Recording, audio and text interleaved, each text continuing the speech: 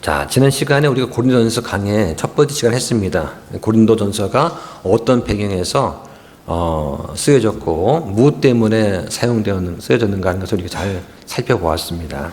그래서 이 고린도전서를 쓰는 사도 바울의 심정이 어떠했을까? 하나님께서 바울에게 어떤 감동을 주셔가지고 이 편지를 쓰게 했을까? 그래서 나는 바울파다, 난 게바파야, 난 그리스도파야, 난 아볼로파야, 이런 이단 파단 겪는 그런 과정을 저 멀리서, 그죠? 바울이 지금 고린도에 없습니다. 고린도를 떠나서 아볼로가 이어서 이제 목회를 하고 있는 과정에서 바울이 소식을 듣고 얼마나 마음이 안타까웠을까. 자, 고린도전서 지난번에 이어서 18절부터 하도록 하겠습니다. 자, 오후에는 우리가 성경 공부입니다. 그래서 어떤 분이 아까 질문하셨는데 설교와 성경 공부가 뭐가 다릅니까? 그래서 설교는 선포하는 거예요. 그래서 귀 있는 자는 들을지어다 하면서 하나님의 말씀을 선포하고 성도를 설득시켜서 우리가 하나님의 말씀대로 이렇게 삽시다 하고 설득하는 과정이라면 성경 공부는 우리가 그런 설득의 과정이라기보다는 성경에 있는 말씀을 있는 그대로 풀어서 설명해 주는 거예요. 질문했으면 질문도 하시고 주거니 받거니 하면서 하는 게 성경 공부다. 이렇게 생각하시면 되겠습니다. 자, 그럼 18절부터 한번 나가보겠습니다. 읽어주시죠. 십자가를 선포함이 멸망하는 자들에게는 어리석은 것이지만 구원받은 우리들에게는 하나님의 권능이기 때문이다. 네, 지금 바울의 복음의 핵심이 뭐냐? 십자가와 부활입니다. 그래서 십자가를 선포한다는 것, 이것이 구원받은 우리한테는 하나님의 권능이 된다고 말씀을 합니다. 자, 십자가는 무엇이죠? 대신 속죄의 유일한 방법이었습니다. 하나님께서 사람이 되셔서 죄를 대신 속하는 유일한 방법은 십자가죠. 왜냐하면 피 흘림이 있어야 죄들의 사면이 있기 때문입니다. 구약 때는 짐승의 피로 일시적인 죄들의 사면이 있었습니다. 하지만 그런 것들은 계속 반복이 되어야 되죠. 그런데 신약 때 그리스도께서 직접 자신의 피를 흘리심으로 단번에 영원한 속죄가 가능해졌습니다. 그래서 누구든지 예수님과 그분이 하신 일을 믿으면 죄들의 용서와 죄의 해방을 얻게 되는 것이죠. 그런데 가톨릭은 어떻습니까? 미사를 통해서 매주마다 예수님을 십자가에서 끌어내려서 다시 십자가에 못 박고 예수님의 피를 흘리게 하는 그런 일이 반복되는 것이죠. 세상에 십자가를 통해 계시되는 이 구원자 그리스도를 아는 것보다 더 중요한 것은 없습니다. 그래서 이 그리스도를 알리는 것, 그 다음에 십자가를 우리가 인정하는 것 참 중요한 것이죠. 그런데 이 그리스도를 드러내주는 십자가를 부인한다면 이건 정말로 어리석은 그러한 일일 것입니다. 여기 보니까 멸망하는 자들이라 나옵니다. 이것은 앞에서 우리가 다루었던 17절에 말의 지혜를 사용하는 사람들을 가리키는 것입니다. 소위 번영신학에서 말하는 복음에 심취한 그런 사람들이죠. 번영신학은 성도가 부유하고 건강하고 행복하기를 바라는 그런 것입니다. 하나님께서 그런 것을 바란다고 가르치는 거예요. 그래서 성경대로 하늘에 있는 영적인 복이 아니라 이 땅에서의 복에 강조를 두고 땅의 복을 추구하는 것, 이것이 바로 번영신학 혹은 번영복음입니다. 그러한 이 번영복음을 추구하는 사람들한테 십자가를 선포한다는 것은 어리석게 보일 수 있죠. 성경의 복음은 고난이 있고 나서 영광이 있다고 말씀을 합니다. 그런데 번영복음은 고난은 없고 영광만 추구해라 이렇게 가르치는 거예요. 자, 물론 하나님께서는 땅의 복도 우리한테 허락하십니다. 하지만 약속은 해주지 않으셨어요. 우리는 그러므로 하늘의 영적인 것보다 땅의 복을 더 사모해서는 안 되는 것입니다. 돈 버는 것 중요하죠. 하지만 돈뿐만 아니라 건강과 이런 가정을 주시는 것, 모든 좋은 것은 다 아버지께서 주시는 것입니다. 그럼 우리는 일주일에 하루는 세상 일을 멈추고 아버지 경배하고 안식하는 것, 이것도 복입니다. 근데 이제 주일에도 우리가 세상 일을 놓지 못하고 하는 것, 그렇다면 우리는 그런 영적인 복을 마음껏 누리지 못하고 있다 이렇게 생각할 수 있어요. 그래서 로마서 1장 16절에 보면 우리가 복음을 부끄러워하지 않는 이유가 나옵니다. 바로 믿는 모든 자를 구원에 이르게 하는 하나님의 권능이기 때문이다 라고 말씀을 하십니다. 자, 19절 보겠습니다. 기록된 바 내가 지혜로운 자들의 지혜를 무너뜨리고 분별 있는 자들의 지각을 쓸모없게 만들리라 하였으니. 네, 자, 여기 보니까 지혜로운 자들의 지혜를 무너뜨리고 분별 있는 자들의 지각을 쓸모없게 만든다. 자, 이것과 관련돼서 말씀을 찾아보겠습니다. 이사야 29장 13절과 14절을 한번 보실까요? 그러므로 주께서 이르시되 이 백성이 자기 입으로는 내게 가까이 오며 자기 입술로는 나를 공경하나 그들의 마음은 내게서 멀리 떠났고 그들이 사람들의 훈계로 가르침을 받아 나를 두려워하는도다.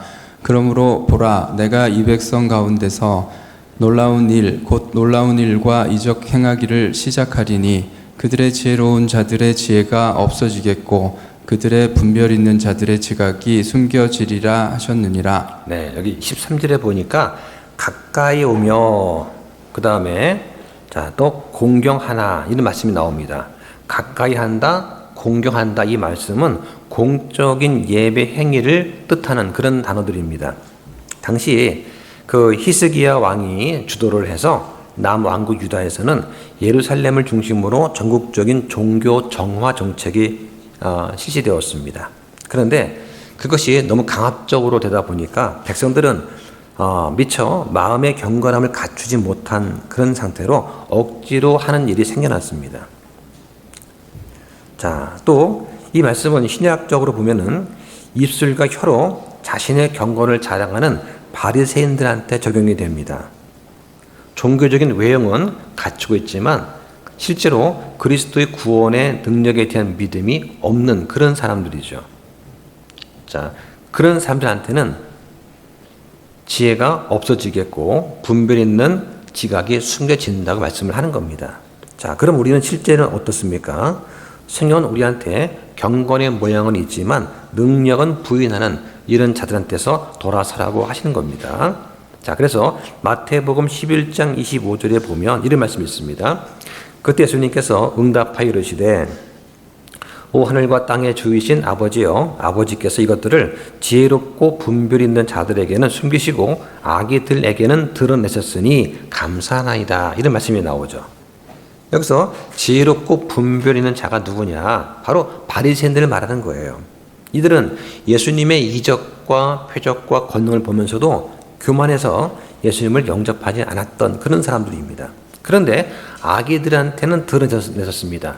아기가 누구냐? 어린애처럼 솔직하고 순박한 그런 사람들이죠. 여기서는 바로 예수님의 제자를 가리킵니다. 이 제자들은 자신의 무지함을 깨닫고 주께서 하신 말씀에 막 기뻐했던 그런 사람들입니다. 자, 그 다음 20절을 넘어가겠습니다. 지혜로운 자가 어디 있느냐? 서기관이 어디 있느냐? 이 세상의 변론가가 어디 있느냐? 하나님께서 이 세상의 지혜를 어리석게 만들지 아니하셨느냐? 자, 여기 지혜로운 자, 서기관, 변론가. 자, 이 세 종류의 사람들은 어떤 사람들이냐? 당시 고린도 교회를 구성하고 있던 헬라인들 그리고 유대인들한테 아주 친숙했던 그런 단어들입니다. 그러니까 그들한테는 이런 단어가 이해하기에 무척 쉬운 그런 말이었습니다. 지혜로운 자는 그 당시에 헬라, 즉 고대 그리스의 이방인 철학자들을 말하는 것입니다. 서기관은 유대인들의 성경 기록관이었고요. 변론가는 사물의 이치를 연구하는 그런 사람들을 가리킵니다. 자, 그리스하고 헬라어는 다릅니다. 고대 그리스를 헬라라고 하고요. 고대 그리스에 사용하던 언어를 헬라어라고 하는 거예요. 그러니까 헬라어하고 그리스어는 다른 거예요. 신약 성경은 코인의 헬라어로 기록이 되었습니다. 마치 우리나라 사람들이 조선시대에 있었던 용비어천가를 읽을 수 있나요? 한글에 섞여 있죠, 용비어천가에. 근데 우리는 그거 읽지 못합니다. 대충 그런 뜻이겠지라고 추측할 뿐이죠. 마찬가지로 고대 그리스인들이 쓰던 헬라어를 현대 그리스인들이 읽지 못합니다. 헬라어는 이제 죽은 언어가 됐기 때문에 있습니다. 그만큼 언어가 많이 변화가 바뀌었습니다. 자, 그런데 하나님은 십자가를 통해서 이 사람들의 지혜를 어리석게 하셨다고 말씀을 또 하는 거죠. 자, 그 다음 21절 보겠습니다. 하나님의 지혜에 있어서는 세상이 지혜로 하나님을 알지 못하였으므로 하나님께서 복을 선포의 어리석은 것으로 믿는 자들을 구원하시는 것을 기뻐하셨도다. 자, 여기 나오는 하나님의 지혜가 어떤 것입니까? 이것은 하나님께서 온 천하 만물을 창조했던 창조의 지혜 혹은 모든 것을 계획하시는 그 지혜를 가리킵니다. 그런데 세상이 자기의 지혜로 하나님을 알지 못하였다고 합니다. 자, 우리가 성경 말씀을 계시 말씀이라고 하죠. 계시가 뭐냐? 사람의 지혜로는 깨달아 알 수 없는 것들을 하나님께서 보여주실 때 이걸 계시라고 하는 거예요. 그래서 로마서 1장 28절에 그들이 자기 지식 속에 하나님 두기를 싫어했다라고 말씀을 합니다.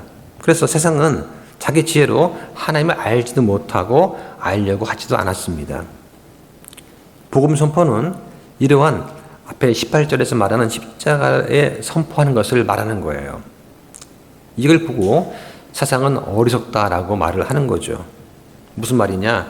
요즘 세상에 십자가의 복음 선포를 누가 듣겠냐는 겁니다. 길에서 누가 전도를 타면은 그거 누가 보겠냐? 집에 가면 인터넷이 있고 TV도 있는데 누가 노방 전도를 듣습니까? 하는 거예요. 누가 길목에서 사람들을 대면하면서 전도지를 돌리게 되면 그거 누가 받겠냐? 그러면서 이제 한참 코로나 유행할 때 코로나 이전에는 그래도 조금 이렇게 좀 골목 같은 데서 공원 입구에서 커피를 좀 팔면서 나눠주면서 커피를 무료로 전도지를 나눠주던가 겨울철이 되면 붕어빵 같은 게 구워요. 붕어빵과 함께 전도지를 줍니다. 그럼 아이들이 붕어빵을 먹으면서 읽어보고 그거 가는 거예요. 그런데 코로나가 딱 터지니까 이게 안 되는 거예요. 사람들이 붕어빵 근처에 오지도 않고 나눠주면은 그냥 도망가 버립니다. 받지도 않아요. 옛날에는 받고 버렸거든요. 지금 받지도 않습니다. 그러면서 집에 가면 인터넷 TV 있고 유튜브 있는데 거기서 설교 들으면 되지 뭘 전도를 하냐 요즘에 이렇게 말을 하는 거예요. 그러면서 그런 것을 어리석다라고 말을 한 겁니다. 그런데 유튜브는 어떻습니까? 내가 한번 시청을 하면 시청한 것과 관련된 것만 계속 AI 기능에 의해서 만들어지게 돼 있어요. 그러니까 내가 어떤 음모론, 편평지구를 검색하면은 다음부터는 계속 그것만 줄줄이 나옵니다. 그래서 바른 진리의 말씀을 가지고 검색을 하면은 다음부터는 그 관련된 설교가 계속 뜨게 돼 있는 거죠. 사람들은 결국에는 자기가 보고 싶은 것만 보고 듣고 싶은 것만 듣게 되는 그런 시대입니다. 그래서 사람들이 바른 진리의 길을 찾기가 지금 무척 어려운 거예요. 이 진리의 길은 찾는 사람이 적습니다. 그래서 이 제대로 된 복음 진리의 말씀을 설교한 강해를 체크를 해서 검색을 해보면 조회수가 몇백 개도 안 되는 게 태반이에요. 뭐 몇십 개, 몇백 개 그렇습니다. 그래서 영상 노출 순위에서 밀리는 겁니다. 그리고는 다소 선정적이거나 사람들한테 속된 말로 어그로를 끄는 그런 주제를 가지고 설교하는 사람들 거면 계속 뜨게 되는 것이죠. 그런데 하나님의 부르심에 응답하는 그런 사람들은 선포되는 말을 듣습니다. 그래서 전도지를 읽어보는 것이죠. 하나님께서 부르신 사람들은 부르심에 응답하게 되어 있습니다. 근데 한 가지 주의할 것이 있습니다. 뭐냐면 교회에 올 때 단정한 옷차림, 기쁜 표정으로 오는 게 참 중요합니다. 왜냐하면 사람들이 우리를 지켜보기 때문이죠. 우리는 구원받았습니다. 예수님 믿고 구원받았기 때문에 우리는 아쉬운 게 없어요. 그런데 우리가 왜 바른 말과 바른 태도와 바른 복종을 해야 됩니까? 믿지 않는 사람들을 우리가 전도하기 위한 것이죠. 그래서 우리가 우리의 믿음을 일해서 드러내는 것입니다. 왜? 다른 사람을 그리스도께 인도하기 위해서 하는 것이죠. 그래서 사람들이 주일 아침이 되면 나들이 옷을 입고 등산복을 하고 낚시나 등산을 떠납니다. 근데 어떤 사람들은 이 더운 날에 정장을 하고 넥타이를 하고 무릎이 안 보이는 긴 치마를 입고 일찍 나섭니다. 그러면 이제 택시를 타면 물어보죠. 아, 어디 결혼식 가시나 봐요? 아, 아닙니다. 교회 갑니다. 그러면 이제 말문이 막히는 거죠. 그래서 제가 아침에 이 시간에 택시를 타면 거의 대부분이 결혼식 가는 사람들이 저렇게 옷을 잘 차려입더라고요. 그렇습니다. 그래서 우리가 교회 갈 때 이게 바른 복장, 좋은 복장 입는 게 참 중요한 것 같아요.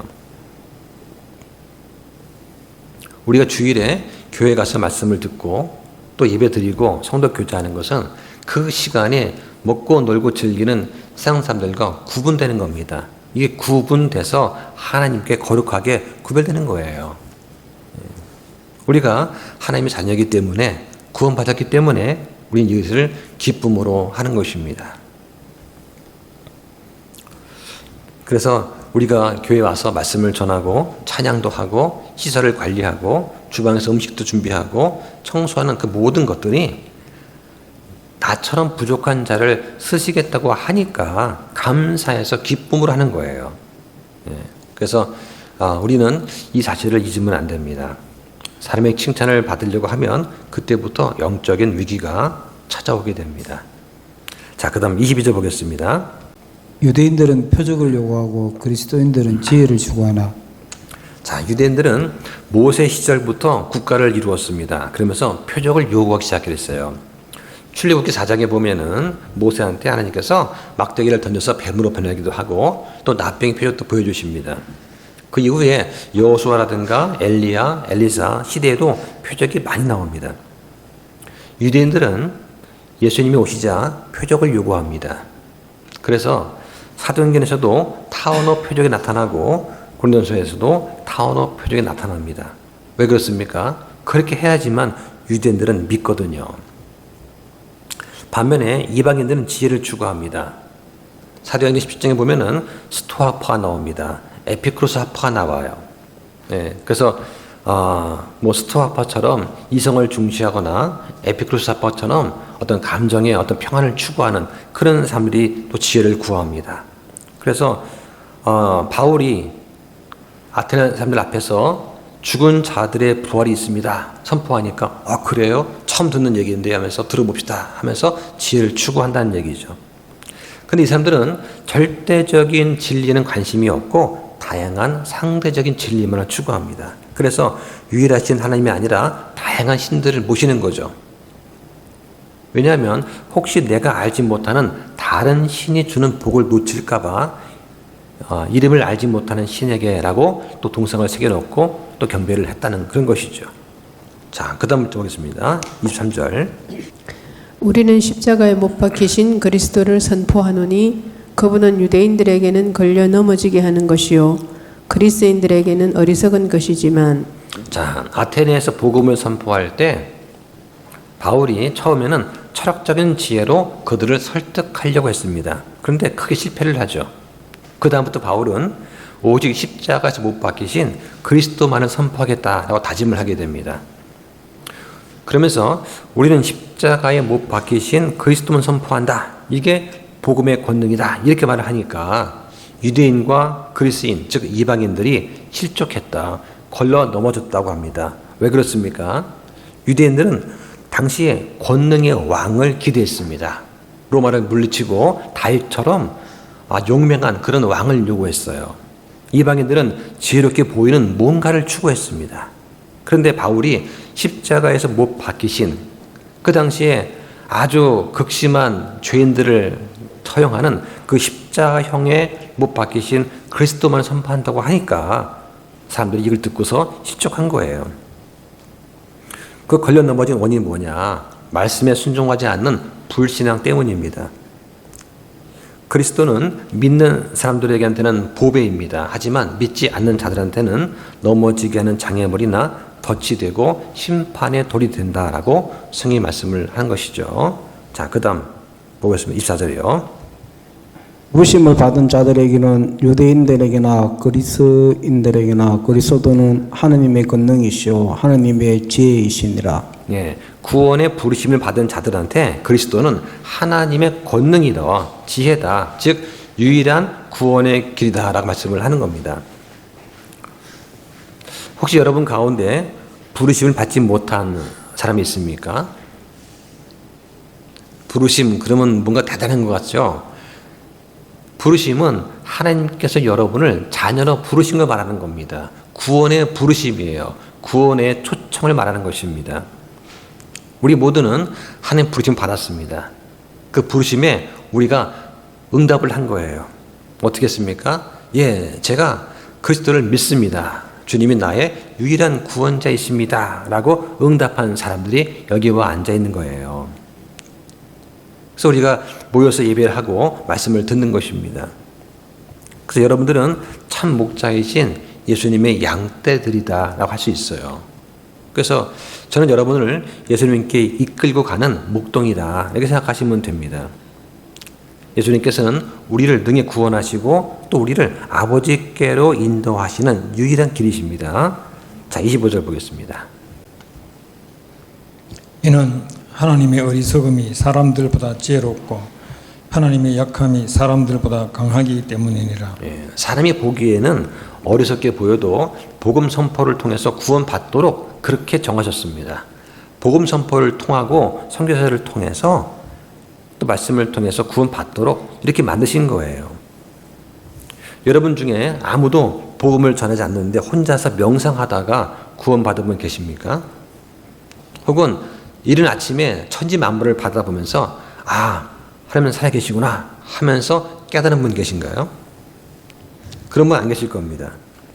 그래서 우리는 사람 보기에는 이 복음을 전하는 사람들이 비천하고 나약해 보여도 하나님은 그런 사람들을 통해서 복음을 전하게 하시고 그걸 통해서 우리가 구원받게 하신다. 예, 그런 거 말씀하시는 거예요. 예, 그런데 가진 사람들, 잘난 사람들은 이런 복음을 전하지 않습니다.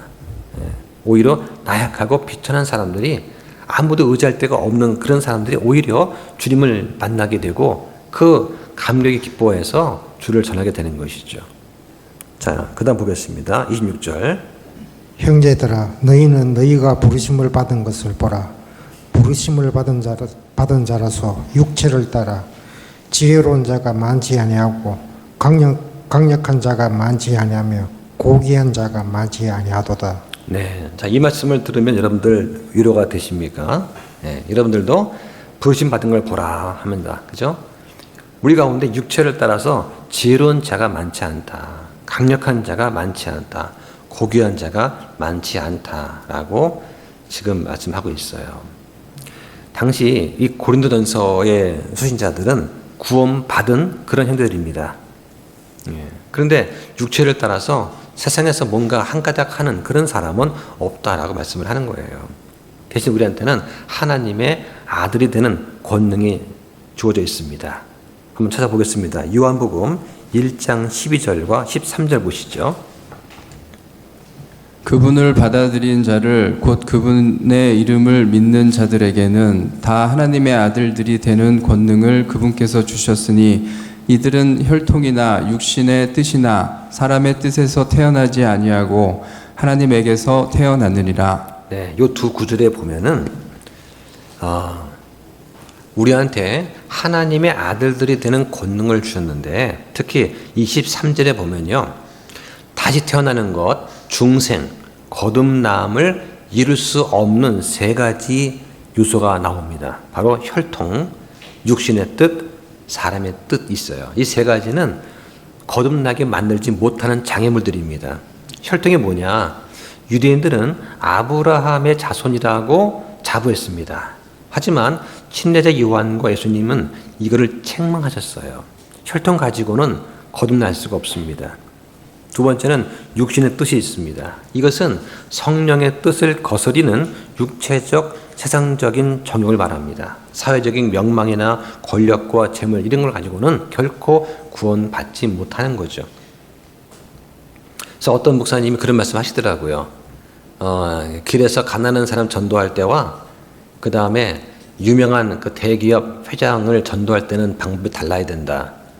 그러면서 회장들은 남들한테 굽신굽신 하는 그것만 받아왔기 때문에 그런 그 회장들한테 만약에 전도를 하러 가면은 굽신굽신 하면서 그들 귀에 눈높이 맞춰가면서 아주 떠받들어 가면서 전해야지 안 그러면 복음이 안 먹힌다 그러더라고요.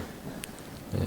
그러면 반대로 세상에 있는 그 비전 사람들은 막 해도 되는 뜻인가요? 그건 아니죠. 예. 근데 그 말을 한 목사님이 유명하신 분이에요. 예. 이름하면 다 아는 분. 그래서 그거 들으면서 조금 안타까웠습니다. 예.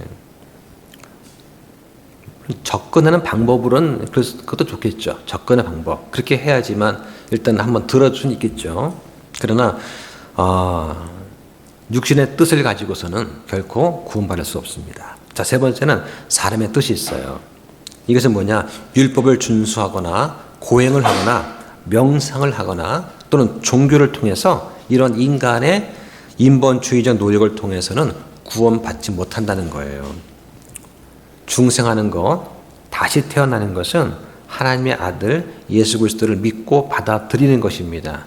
여기에는 그 어떤 혈통이나 육신이나 삶의 뜻이 개입될 수 없습니다. 자, 그 다음 27절부터 29절까지 보겠습니다. 그러나 하나님께서 지혜로운 자들을 당황하게 하시려고 세상의 어리석은 것들을 택하셨고 하나님께서 강력한 것들을 당황하게 하시려고 세상의 약한 것들을 택하셨으며 하나님께서 있는 것들을 쓸모없게 하시려고 세상의 천한 것들과 멸시받는 것들과 참으로 없는 것들을 택하셨나니 이것은 어떤 육체도 자신 앞에서 자랑하지 못하게 하려 하심이라. 네, 자랑하지 못하게 하려 하심이라. 자, 세상에서 살아가는 모습은 다 다릅니다. 세상은 분명 차별이 있습니다. 세상에는 금수저가 있고 흙수저가 분명히 있습니다. 그러나 구원은 모두 같은 수준에서 시작이 됩니다. 빈부귀천이나 남녀노소나 인종의 차별이 없습니다. 구원은 전적으로 하나님의 은혜로 거저 주어집니다. 여기에다가 사람의 행위나 자랑거리가 더해지면 그것은 올바른 구원 방법이 아닙니다. 그래서 어떤 목사님이 그런 말씀을 하세요. 예, 자기가 말씀 사역하는 것은 자기한테 주어진 일이기 때문에 한다. 저도 그런 생각에 동기를 합니다. 그래서 형제들 가운데 저보다 훨씬 더 지혜롭고 더 규모가 있고 갖춘 자가 있을 수 있습니다. 그런데 하나님 앞에서 내가 이 일을 했습니다 하고 자랑하지 못하게 하시려고 하나님은 저처럼 부족한 자를 들어서 쓰고 계신다라고 생각을 합니다. 저는 그동안 설교를 쭉 해오면서 이런 기도 많이 했습니다. 하나님 왜 저를 쓰십니까? 저보다 훨씬 유능하고 쓸모있는 자가 많지 않습니까? 이런 기도를 많이 했어요. 그래서 이제 제가 처음에 설교 시작한 게 지금 햇수로는 4년이고 설교는 3년째 지금 됐습니다. 코로나를 거치면서 진짜 우여곡절이 많았어요.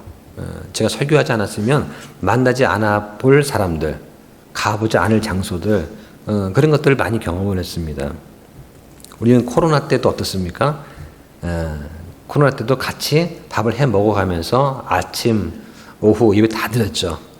다른 데는 오전만 예배 드렸지만 우리는 그냥 오전 오후 다 했잖아요. 그러면서도 한 명도 건강에 문제가 없이 다 예배를 드렸습니다. 은혜 가운데서. 근데 코로나가 사라지니까 조금 긴장이 풀린 것 같아요. 그래서 부족한 사람을 들어서 사용하시는 그 하나님의 능력을 더 의지하게끔 하시려고 하나님이 약한 자를 쓰신다. 그런 생각을 자주 하게 됩니다. 그래서 저는 물론이고 여러분도 함께 이 세대를 같이 섬기다가 주님께 갔으면 참 좋겠습니다. 자, 30절과 31절 보시죠.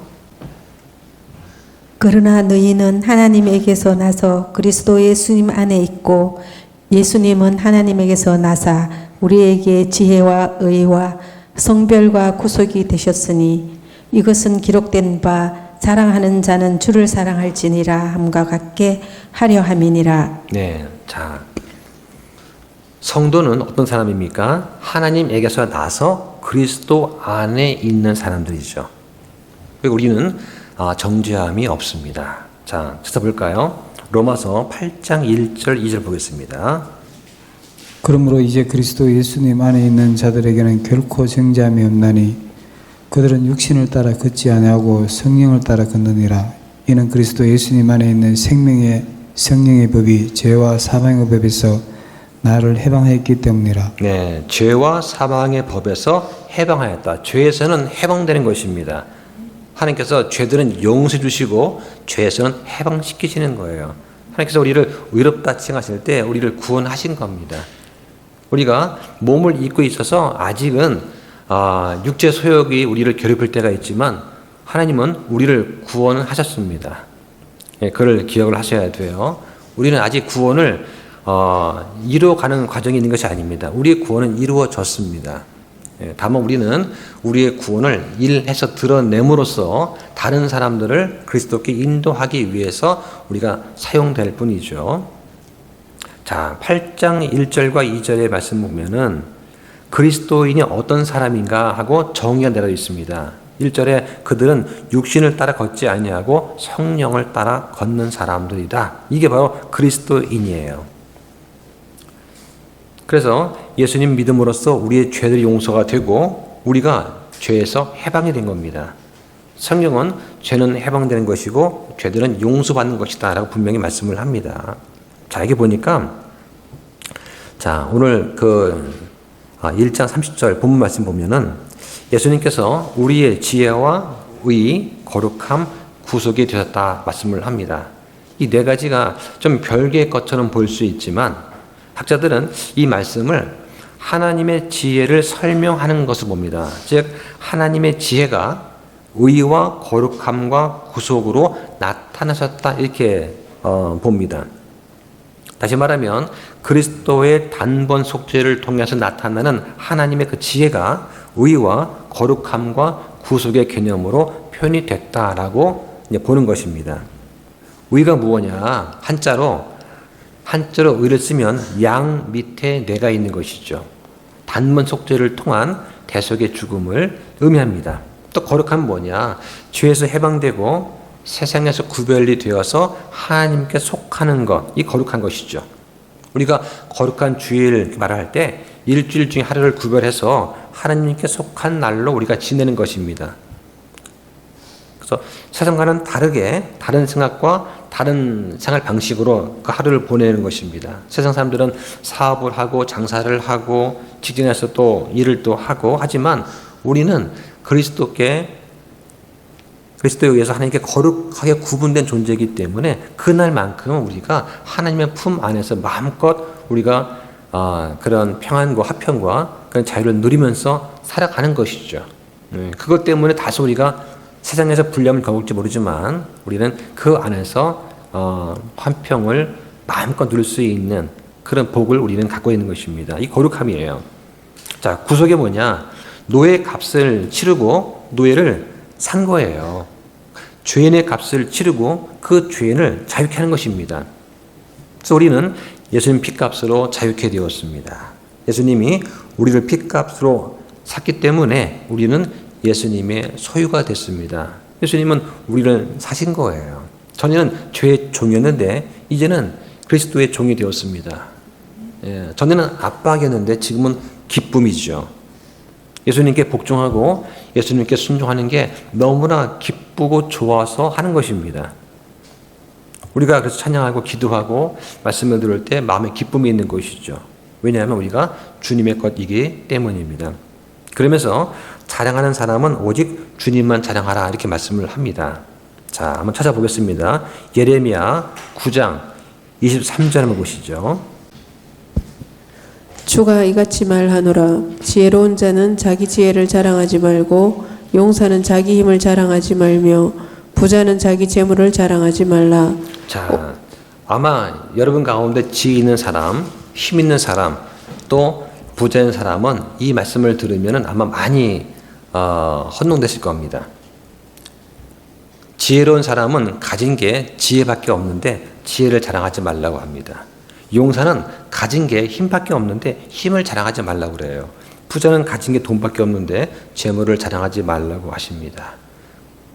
내가 가장 잘하고 자신 있고 가진 것을 자랑하지 말라고 하면 그런 나의 존재 자체를 부인하라는 얘기지 아닙니까? 이게 바로 자기를 부인하는 거예요. 이게 자기를 부인하고 십자가를 지고 쫓아오라. 예수님을. 예. 자기를 부인하고 예수님 때문에 겪는 고통, 예수님으로 인한 그런 십자가의 고통을 짊어지고 주를 따라오라고 말씀을 하시는 겁니다. 자, 여러분은 가진 게 지금 무엇 있습니까? 우리는 우리가 가진 걸 가지고서 그것으로 주님과 교회를 섬기라고 말씀을 하시는 거예요. 자, 그 밑에 하나 더 보겠습니다. 24절 보시죠. 한 구절 더.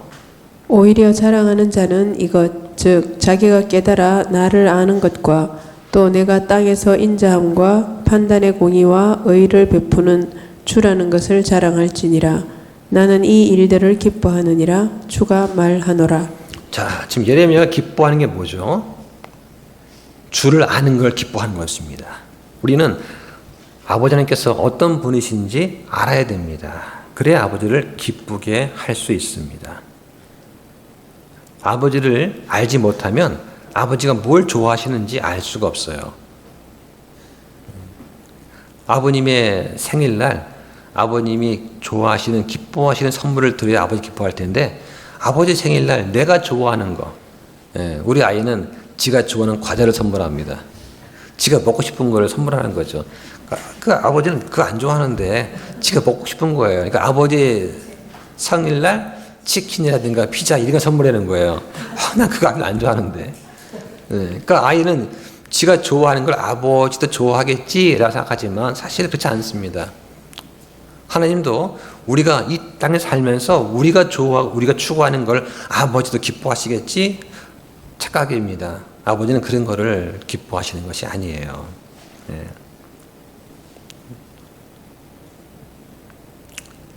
오히려 하나님께서는 긍휼한 마음을 갖는 걸 기뻐하십니다. 다른 형제 자매에 대해서 긍휼한 마음 갖는 거 아버지 기뻐하세요.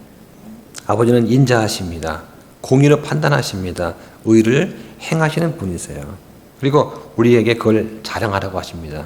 아버지가 인자하신 것처럼 우리도 인자하고 아버지가 공의로 판단하시는 것처럼 우리도 삶에서 모든 순간순간마다 공의롭게 행동하고 아버지께서 의를 행하신 것처럼 우리도 아버지 보시기에 옳은 것을 행하는 거죠. 그러면 아버지가 볼 때 자기 아들이 아빠와 똑같은 일을 하네. 역시 내 새끼야. 그러지 않겠습니까? 우리가 아버지의 형상을 따라 지음받았어요. 그것은 아버지와 자식이 똑같이 외모를 닮은 것이 아닙니다. 성품을 닮은 거예요. 아버지의 성품을 그 자식이 닮는 건 당연한 것입니다. 그래서 주의 인자하심과 공의로 판단하시는 것, 의를 행하시는 것, 그것을 우리가 할 때 아버지께서 기뻐하십니다. 그래서 아버지께 기뻐하시는 것, 우리가 기뻐하고 아버지께서 미워하시는 것, 그걸 우리도 미워할 수 있는 그런 하나님의 자녀가 되면 좋겠습니다. 자, 기도 마치겠습니다.